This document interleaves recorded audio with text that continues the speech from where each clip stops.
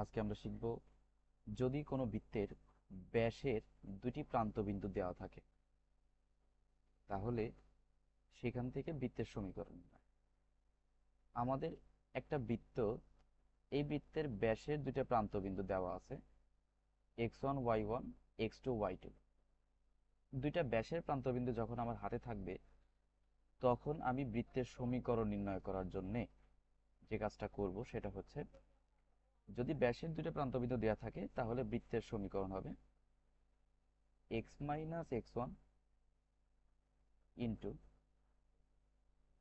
x minus x2 plus y minus y1 into y minus y2 equals to 0। আবারও বলছি, ব্যাসের দুইটা প্রান্তবিন্দু যদি দেওয়া থাকে তাহলে সেই ক্ষেত্রে আমরা বৃত্তের সমীকরণ নির্ণয়ের জন্য এই সূত্রটা ইউজ করব যে x minus x1 x minus x2 plus y minus y1 y minus y2।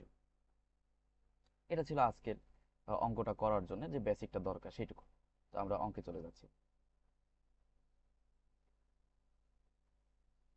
-4 ও 12 - 1 বিন্দুদ্বয়ের সংযোজক রেখাকে ব্যাস ধরে অঙ্কিত বৃত্তের সমীকরণ নির্ণয় করতে হবে এবং তা দ্বারা ওয়াই অক্ষের খনিতাংশের দৈর্ঘ্য নির্ণয় করতে হবে।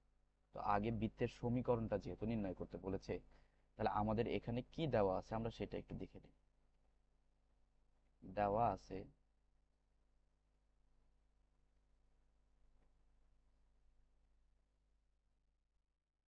ব্যাসের প্রান্ত বিন্দুদ্বয় কত, -4 ও 12 - 1। তাহলে বৃত্তের সমীকরণটা কি হবে? অতএব বৃত্তের সমীকরণ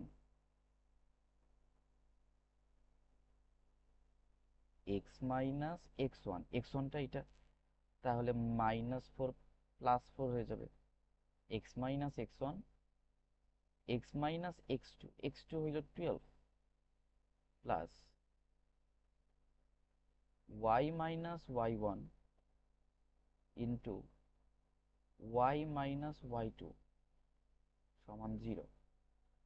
আমরা শিখে আসলাম যে বৃত্তের সমীকরণ নির্ণয় করতে হবে যদি ব্যাসের দুইটা প্রান্তবিন্দু দেওয়া থাকে, তাহলে কি x minus x1 x minus x2 plus y minus y1 y minus y2।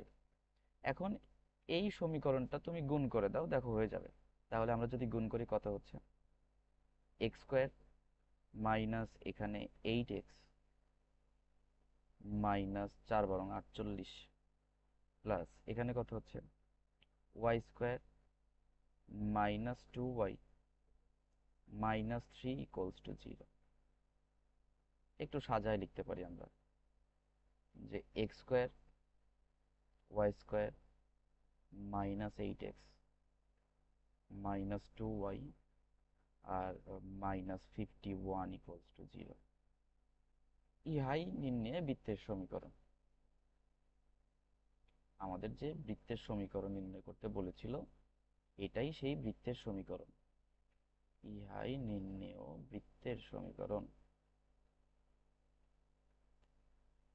আচ্ছা, আমাদের একটা টপিক শেষ হলো যে বৃত্তের সমীকরণ নির্ণয় করে, এটুকু বলছিল, শেষ করলাম আমরা। এবং তা দ্বারা ওয়াই অক্ষের খনিতাংশের দৈর্ঘ্য নির্ণয় করা। ওয়াই অক্ষের খনিতাংশের দৈর্ঘ্য আমরা জানি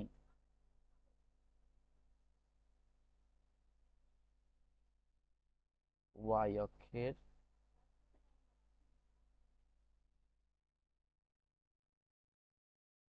খন্ডিতাংশ সমান 2√, যেহেতু ওয়াই অক্ষ বলছে তাহলে f² - c। ওয়াই অক্ষের খন্ডিতাংশের দৈর্ঘ্য নির্ণয়ের জন্য আমাদের কি কি দরকার? আমাদের দরকার এই বৃত্তের সমীকরণ থেকে f দরকার আর c দরকার। তো এখানে